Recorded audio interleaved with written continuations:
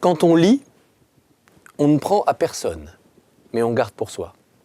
Quand on lit à voix haute, on ne prend toujours à personne, puisque l'auteur a fait le cadeau de ses mots, mais on donne à tous ceux qui écoutent.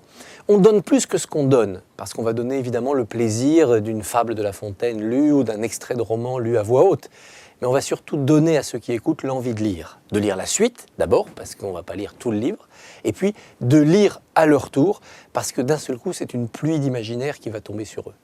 Et l'un des avantages, l'un des précieux acquis de la lecture, c'est d'ouvrir l'imaginaire. C'est un peu lire comme arroser des fleurs, sauf que les fleurs, c'est les fleurs de l'imagination. Et quand on lit à voix haute, eh bien, on va arroser le jardin du voisin. Et on va faire pousser les fleurs de son imagination, même si lui, il n'aime pas lire, ou même si lui, ça arrive souvent, il ne sait pas lire, ou même si lui, il ne peut plus lire parce qu'il est trop âgé ou parce qu'il est aveugle. Et donc cette lecture à voix haute, qu'on peut trouver à un coin de rue, qu'on peut trouver dans des salles, qu'on peut trouver aussi dans des livres sous forme de CD, de cassettes, de sons, eh bien cette lecture à voix haute, c'est une magnifique offrande. Et puis enfin, raison personnelle, la lecture à voix haute, c'est déjà du théâtre. Il ne manque plus que le par cœur et un peu de mise en scène, et c'est du théâtre. Moi, j'adore le théâtre, donc la lecture à voix haute, c'est, si j'ose dire, l'âge adolescent du théâtre.